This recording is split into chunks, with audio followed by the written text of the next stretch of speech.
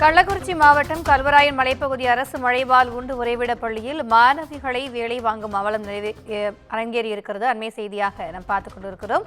விறகு கட்டைகளை சுமந்து சென்று சமையலறையில் அடுக்க வைக்க செல்லும் பொழுது மாணவர் ஒருவருக்கு காலில் காயம் ஏற்பட்டு ரத்தம் சொட்டியிருக்கிறது.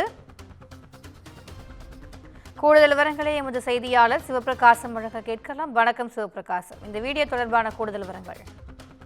வணக்கம். கள்ளக்குறிச்சி மாவட்டம் கல்வராயன் மலையில் உண்டு உறைவிட பள்ளியில் மாணவர்களை பல்வேறு விதத்தில் பணி செய்ய அங்கு இருக்கக்கூடிய ஆசிரியர்கள் மற்றும் சமையலர்கள் முயற்சி செய்து வருவதாக குற்றச்சாட்டு எழுந்து வருகிறது. இது தொடர்பாக நேற்று ஏற்கனவே அந்த இன்னாடு என்ற ஒரு கிராமத்தில் அங்கு இருக்கக்கூடிய சமையல் பணிகள் முடிந்தவுடன் அந்த சமையல் பாத்திரங்களை மாணவர்கள் கழுவக்கூடிய ஒரு நிலை வெளியாகி பெரும் பரபரப்பை ஏற்படுத்தியது.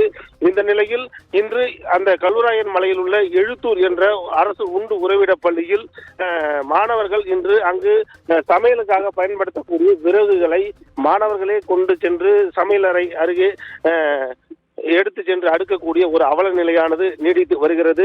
இது குறித்து தற்போது அந்த வீடியோவானது வெளியாகி பெரும் பரபரப்பை ஏற்படுத்தியுள்ளது. மேலும் அந்த மாணவர்கள் எடுத்து செல்லும் போது அந்த விறகு கட்டையில் முள்கள் இருந்ததால் அது மாணவர்கள் காலில் கிழித்து மாணவர்களுக்கு ரத்தம் சொட்ட சொட்ட ஒரு பாதிப்பானது ஏற்பட்டுள்ளது.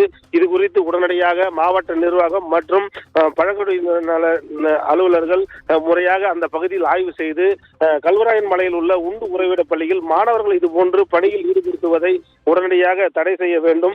மேலும் இதுபோன்று தவறாக மாணவர்களை பயன்படுத்தும் அதிகாரிகள் மற்றும் அங்கு பணியாற்றும் பணியாளர்கள் மீது உரிய நடவடிக்கை மேற்கொள்ள வேண்டும் என்ற கோரிக்கை எழுந்துள்ளது.